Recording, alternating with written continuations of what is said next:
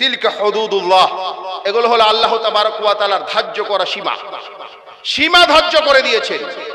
তিলকা হুদুদুল্লাহ ওয়া মান ইউতিল্লাহ ওয়া রাসূলহু, যারা আল্লাহ এবং আল্লাহর রাসূলের ইতাআত করবে, ইউদখিলহু জান্নাতিন তাজরি মিন তাহতিহাল আনহার, হ্যাঁ আল্লাহ তাবারক ওয়া তাআলা তাদেরকে জান্নাতে প্রবেশ করাবেন। রব্বি জিদনি ইলমা, রব্বি জিদনি ইলমা। সর্বপ্রথমে আল্লাহর প্রশংসা ও গুণগান, যিনি আমাদের সৃষ্টি করেছেন, আমাদেরকে সর্বশ্রেষ্ঠ মাখলুক বানিয়ে পাঠিয়েছেন, যিনি আমাদের হালাল এবং হারামের মধ্যে তফাৎ করার শক্তি প্রদান করেছেন, যিনি আমাদের ভালো মন্দর মধ্যে ফরক করার তৌফিক দান করেছেন, যিনি আমাদের সর্বশ্রেষ্ঠ ধর্ম ইসলাম প্রদান করেছেন, সে মহান আল্লাহ তাবারক ওয়া তাআলার কৃতজ্ঞতা পালন করি। সকলে বলি আলহামদুলিল্লাহ। সাথে সাথে দোয়া করি আল্লাহ তাবারক ওয়া তাআলা আমাদের আজকের এই মজলিসকে গ্রহণ করেন। আমরা যা উদ্দেশ্য নিয়ে বসেছি, যে করতে বসেছি, এ সকল আমল এবং বসাকে আল্লাহ তাবারক ওয়া তাআলা কবুল করেন। তারপরে পরে কোটি কোটি শান্তির ধারা অবতীর্ণ হোক আমাদের প্রিয় নবী, সারা বিশ্বের নবী, নবী এবং রাসূলগণের সর্দার সাইয়্যিদুল আম্বিয়া ওয়া খাতামুন নবিয়্যিন ওয়াল মুরসালিন মুহাম্মদ মুস্তাফা সাল্লাল্লাহু আলাইহি ওয়াসাল্লামের উপর আল্লাহুম্মা সাল্লি আলাইহি আল্লাহুম্মা বারিক আলাইহি। আজকের বিষয়, যে বিষয়টা আমাকে দেওয়া হয়েছে, সেটা হলো মিরাথ। মিরাথ শব্দটা এসেছে ইরস থেকে। ইরস, ইরসের অর্থ হলো বাকিয়াতুশ শাই, অবশিষ্ট বস্তু। ইরসের অর্থ হলো ছাই আর রামাদ, পুড়ে যাওয়ার পরে, জ্বালানি পুড়ে যাওয়ার পরে একটা ছাই বেঁচে যায়, সেটাকে বলে ইরস। বাকিয়াতুশ শাই অবশিষ্ট বস্তু, সবকিছু দেওয়ার পরে, সবকিছু খরচ করার পরে যেটা বেঁচে যায় তাকে বলে ইরস। ইরস, এই বিষয়টা অনেক গুরুত্বপূর্ণ বিষয়। আল্লাহর নবী মুহাম্মদ মুস্তাফা সাল্লাল্লাহু আলাইহি ওয়াসাল্লাম বলছেন, তাআল্লামুল ফারাইদা ওয়া আল্লিমুহা ফাইন্নাহা নিসফুল ইলম। ইরস বন্টন করার, বিরাসত বন্টন করার পদ্ধতি শিখো এবং শিখাও। একটা মৃত্যু ব্যক্তি মরে গিয়েছে, তার অবশিষ্ট বস্তু, তার অবশিষ্ট ধন সম্পত্তি বন্টন করার জ্ঞান শিখো এবং শিখাও। ফাইন্নাহা নিসফুল ইলম, কারণ এটা হলো অর্ধেক জ্ঞান অর্ধেক ইলম। সকল ইলম এবং জ্ঞানকে একদিকে রাখা হয়েছে এবং ইলমুল ফারাইজকে একদিকে রাখা হয়েছে। এতটা গুরুত্বপূর্ণ জ্ঞান। আমাদের প্রত্যেকটা ইসলামী মাদ্রাসাতে এই মিরাস সম্পর্কে বই পড়ানো হয়, আমরাও পড়েছি, এখন পড়াই। এই বিষয়টা অনেক গুরুত্বপূর্ণ বিষয়। একে নিসফুল ইলম কেন বলা হলো? অনেক উলামা অনেক মত প্রকাশ করেছেন। তার মধ্যে একটি কথা যেটা আমাকে ভালো লাগে, সেটা হলো, একটা মানুষ যা কিছু অর্জন করে, যা কিছু সম্পদ জমায়, তার দুইটা দিক, দুইটা ভাগ। একটা হলো সে নিজে খরচ করেছে, নিজে খেয়েছে, সাদকা করেছে, দান করেছে, আর একটা হলো ছেড়ে চলে গিয়েছে, মরে গিয়েছে। এই দুইটা দিক। এখন যেটা খরচ করেছে, যেটা সাদকা করেছে, যেটা খেয়েছে, যেমন করে খরচ করেছে, যেমন করে দান করেছে, সেটা তার ফল পাবে। এবং মরে যাওয়ার পরে যে অংশটা বেঁচেছে, সে অংশটা এখন তার ওয়ারাসা, তার ওয়ারিস, তার ছেলে মেয়ে, তার আত্মীয় স্বজন, এদের মধ্যে বন্টন করা হবে। কিভাবে বন্টন করা হবে? এই দুইটা দিক। এই দুইটা দিকের কারণে তাকে নিসফুল ইলম বলা হয়েছে। তো বিরাসত, বিরস, আরেকবার বলি, বিরাসত বা ইরস বলে একটা মৃত্যু ব্যক্তি, মরা মানুষ, মরার সময় যা কিছু ছেড়ে যায় তাকে বলে ইরস, তাকে বলে বাকিয়াতুশ শাই, তাকে বন্টনের পদ্ধতিকে বলা হয় ফারাইজ, তাকে বলে ইলমুল ফারাইজ। আবার বলছি, একটা মানুষ মরার সময় যা কিছু ছেড়ে যায় তাকে বলে ইরস, তারাকা, এবং তার বন্টনের পদ্ধতিকে ফারাইজ বলা হয়। আজকে আমার বিষয় হলো ইলমুল ফারাইজ বা মিরাথ এবং তার বন্টনের পদ্ধতি। এর বন্টনের পদ্ধতি যদি আমরা শুনতে চাই, আমরা যখন পড়াই মাদ্রাসাতে, তো বছরের প্রথম দিন থেকে নিয়ে শেষ দিন পর্যন্ত পড়াই ফারাইজকে।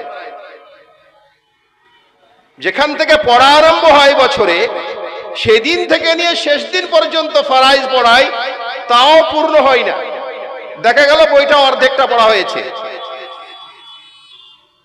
একটু জটিল, কিছু কিছু লোকের জন্য জটিল এবং কঠিন, কিন্তু ইলমুল ফারাইজটা সহজ খুব। ছেলেরা মেয়েরা নিতে পারে না, তাই সময় লাগে। আজকে স্টেজে দাঁড়িয়ে আমি আপনাদের সম্মুখে কোনটা দিক বলবো আমি বুঝতে পারছি না, যেহেতু বন্টনের পদ্ধতি বলা হয়েছে। তো হালকা করে কয়েকটা জিনিস বলবো আমরা। একটা মানুষ মরার সময় যা সম্পত্তি ছেড়ে যায়, সেই সম্পত্তির ভিতরে প্রথমত কিছু কিছু বইয়ে লেখা আছে 5টা হক বা অধিকার রয়েছে, এবং কিছু বই লেখা আছে 4টা অধিকার বা হক রয়েছে ওই সম্পত্তির সাথে জড়িত। আল হুকুক আল মুতাআল্লিকা বিত-তারাকা, তার কাছ থেকে সম্পর্কিত 4টা হক রয়েছে। প্রথম হলো, আমি বা আপনি বা যে কেউ মরে গিয়েছে, তার সম্পত্তি থেকে প্রথমত তার কাফন দাফনের খরচ বের করা হবে। কাফন দাফনের খরচ, দাফন করা পর্যন্ত যদি জমি কিনে মাটি দিতে হয়, জমিটাও কিনতে হবে টাকা দিয়ে, কাফনটা কিনতে হবে টাকা দিয়ে। যদি সে কবরটা খোঁড়ার জন্য আপনাকে মজদুর করতে হয়, জন করতে হয়, তার টাকাটা সেখান থেকে দিতে হবে। ওটা দেওয়ার পরে, এটা খরচ বহন করার পরে যা কিছু বাঁচবে, তখন দেখতে হবে এর ওপরে কোনো করজ আছে কিনা, কোন ঋণ আছে কিনা। ঋণ যদি থাকে, ঋণটাকে পরিশোধ করতে হবে। ঋণ আগে পরিশোধ করতে হবে, বন্টন করার পূর্বে।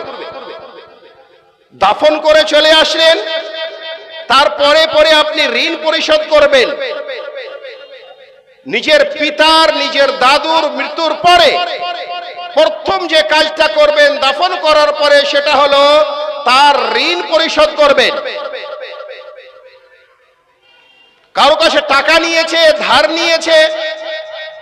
ধার নিয়ে কাজ করেছে, সেটাকে আগে পরিশোধ করবেন। তৃতীয় অধিকার হলো বা হক হলো, সেটা হলো ওসিয়ত। যদি কাউকে, কোন ব্যক্তিকে, কোন মাদ্রাসাকে, কোন মসজিদকে কিছু টাকা বা কিছু জমি দেওয়ার ওসিয়ত করে গিয়েছেন, ওসিয়ত মানে আদেশ, যে আমার মরার পরে 1 বিঘা জমি, 1 কাঠা জমি, 1 শতক জমি মসজিদের নামে যেন দেওয়া হয়। নিজের ছেলেদেরকে বলে গিয়েছে যে ওই জমিটা বা অমুক বাগানটা ওই লোকটাকে দিয়ে দেবে। এই কাজটা করতে হবে, আগে এই কাজটা করতে হবে, এই কাজটা আগে করতে হবে। ওসিয়ত, ওসিয়ত সম্পর্কে একটা কথা বলি। ওসিয়ত, একটা লোক, ওসিয়ত মানে, আবার বলছি, ওসিয়ত মৃত্যু ব্যক্তি কোন মসজিদ, কোন মাদ্রাসা, কোন ট্রাস্ট, কোন মানুষকে কিছু দেওয়ার আদেশ করেছে, যেটার মালিক হবে সেই মাদ্রাসা বা সেই স্কুল বা সেই ট্রাস্ট, সেই ওসিয়তকারীর মৃত্যুর পরে। ওসিয়তকারী যে আছেন, তার মৃত্যুর পরে তার মালিক হবে, একে বলে ওসিয়ত। এই ওসিয়ত বা কিছু দেওয়ার আদেশ করাটা ওয়ারিস ছাড়া অন্য প্রত্যেকটা লোকের জন্য চলবে। কথাটা বুঝাতে পারিনি? কথাটা হলো এরকম, কোন মানুষ যদি, একটা লোক যদি মারা যাচ্ছে বা মারার পূর্বে সে মরার পূর্বে সে কি করেছে, কিছু জমি দেওয়ার আদেশ করেছে, কোনো মাদ্রাসাকে ঠিক, কোনো মিসকিনকে ঠিক আছে, কোনো লোককে, অন্য লোককে, কোনো আত্মীয়কে করেছে, ঠিক আছে।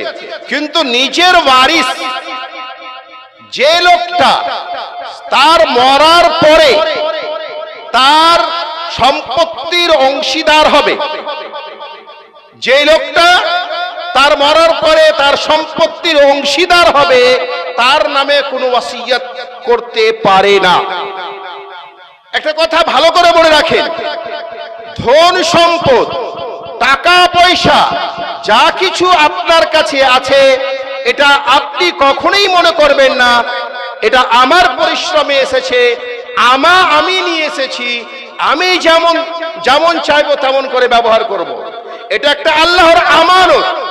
এই আমানত আল্লাহ তাবারক ওয়া তাআলা আপনাকে দিয়েছেন, আপনি সেটাকে অন্যায়ভাবে ব্যবহার করতে পারেন না।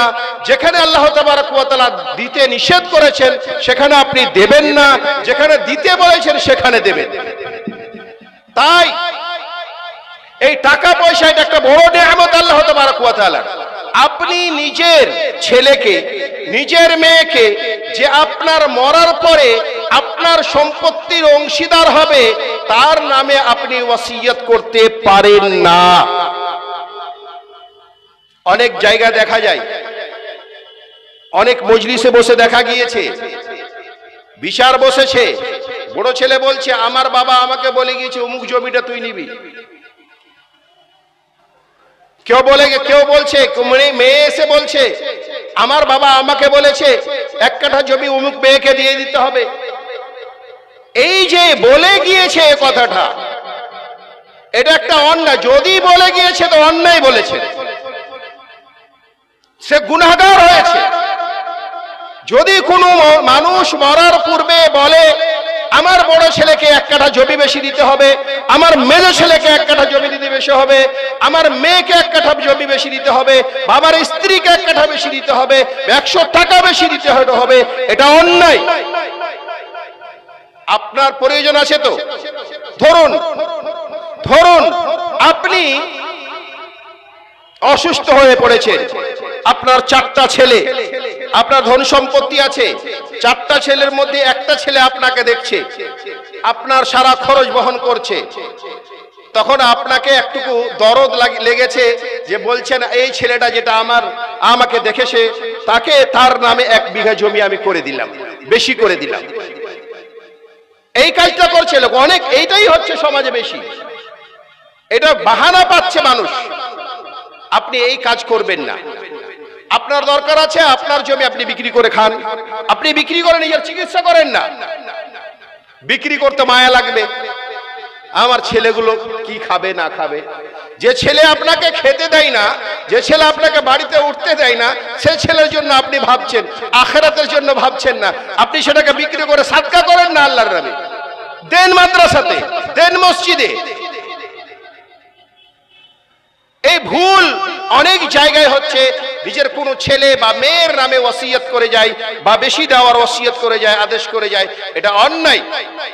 যদি কোনো মানুষ করে গিয়েছে, অন্যায় করে গিয়েছে, ধরুন আমার বাবা বা আমার দাদু এই ভুল করেছে, তাহলে আমাকে নিতে হবে না, সেটা আমার করণীয় হবে সেটাকে ছেড়ে দিয়ে যেমন ভাবে বিরাসত বন্টন হয়, মিরাস বন্টন হয়, সেইভাবে বন্টন করব। আমার বাবা বা আমার পিতা বা আমার দাদু যে ভুল করে গিয়েছেন তার জন্য আল্লাহর কাছে আমি ক্ষমা প্রার্থনা করব, আল্লাহ তুমি তাকে ক্ষমা করে দাও। সে অন্যায় করে গিয়েছে বা ভুল করে গিয়েছে, অজান্তে ভুল হয়েছে, আল্লাহ তুমি তাকে ক্ষমা করে দাও। এটা আমাদের দায়িত্ব। প্রত্যেকটা ছেলে, প্রত্যেকটা ওয়ারিস, প্রত্যেকটা মেয়ে ছেলের দায়িত্ব হবে নিজের পিতা মাতার জন্য দোয়া করা, এবং যা ভুল করে গেছে ভুলের মার্জনার জন্য আল্লাহ তাবারক ওয়া তাআলার কাছে ক্ষমা প্রার্থনা করা। এটা 3টা অধিকার। 4র্থ অধিকার যেটা বলতে গিয়ে সেটা হলো বিরাসত। এই ওসিয়ত দেওয়ার পরে, তাকে পূর্ণ করার পরে যে সম্পত্তিটা বাঁচবে, অবশিষ্ট থাকবে, সেটা বিরাসত ওয়ারিসদের মধ্যে বন্টন করা হবে, উত্তরাধিকারীদের মধ্যে বন্টন করা হবে। এখন আসি, হালকা করে বলি, আমি বললাম যে সারা বছর পড়াই, শেষ হয় না। হালকা করে বলি, যাদের মধ্যে সম্পত্তি বন্টন করা হবে তারা দুই প্রকারের। প্রথমত, একটা হলো জাবিল ফুরুজ আর একটা হলো আসবা।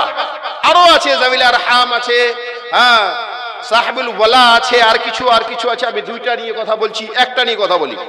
কিছু লোক আছে যাদের অংশ শরীয়তে নির্ধারিত আছে।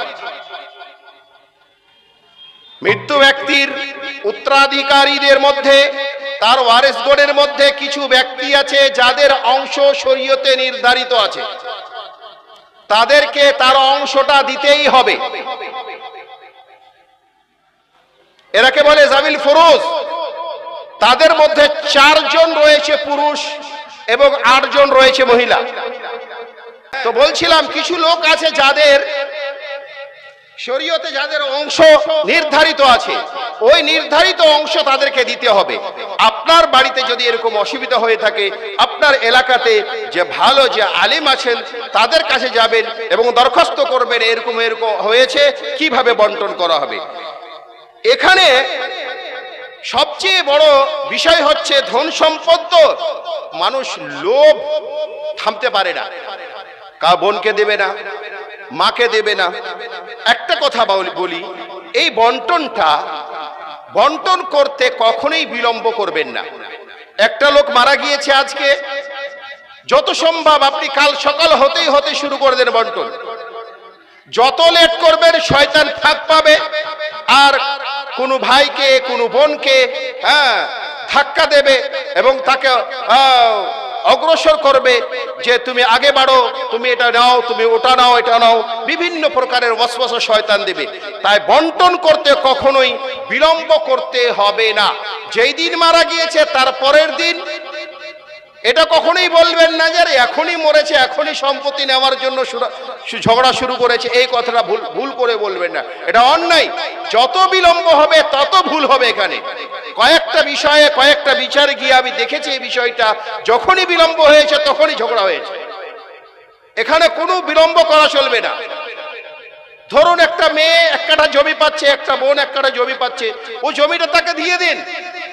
এটা বলবেন না তুমি নিবি কি না, বা ক্ষমা করে দে বা দিয়ে দে, না, দিয়ে দিন। যদি চাই, যদি হয়, তার মনে ধরে, তাহলে আপনাকে আবার ফিরিয়ে দেবে। দরকারও হতে পারে বিক্রি করে মেয়ের বিয়ে দিবে, অন্য একটা কাজ করবে, দান করবে, সাদকা করবে, তার সম্পত্তি তাকে দিয়ে দিন। ভাইয়েরা এ বিষয়ে দেখা যায় ভাইয়েরা অনেক ভুল করে, বোনদেরকে দেই না, বা যারা শক্তিশালী বা যারা একটুকু প্রভাবী তারা কিন্তু ওই ছোট ভাইদের বা অন্য ভাইদের বংশকে হেরাস করে নেয়। এখানে বিশেষ করে বিরাসত হেরাস করার সম্পর্কে কয়েকটি হাদিস আছে। হাদিসটি পড়ে আমি নিজের বক্তব্য ইতি করব, সময় শেষ, বিশাল লম্বা বিষয়।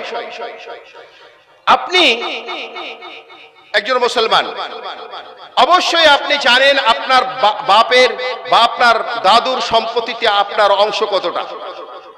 শুনেছেন ওলামাদের মুখে, না শুনেছেন তো শুনে নেবেন।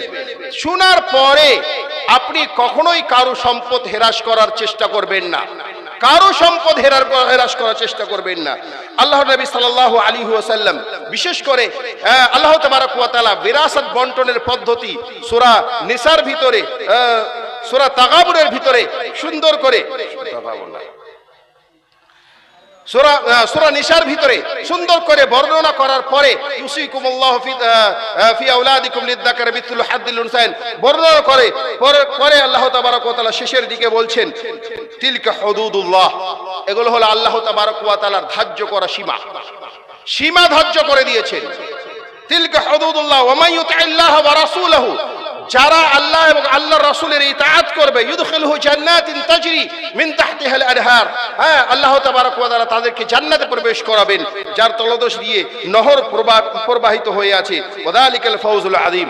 তারপরে আল্লাহ বলছেন ওয়া মান ইয়াসিল্লাহ ওয়া রাসূলাহু, যে আল্লাহ এবং আল্লাহর রাসূলের নাফরমানি করবে ওয়া ইয়াতাআদ্দা হুদুদাল্লাহ, আল্লাহর এই সীমাকে লঙ্ঘন করবে, ইউদখিলহু নারান খালিদান ফিহা, তার সে জাহান্নামে চিরস্থায়ীভাবে প্রবেশ করবে, ওয়ালাহু আযাবুম মুহিন, তার জন্য রয়েছে লাঞ্ছনা এবং লজ্জাদায়ক আযাব এবং শাস্তি। এখানে আল্লাহ তাবারক ওয়া তাআলা বলেন এই বিরাসতের কার অংশ কতটা বলার পরে আল্লাহ বলেন এগুলো আল্লাহ তাবারক ওয়া তাআলা ধার্য করা সীমা, এই সীমা লঙ্ঘন করা যাবে না।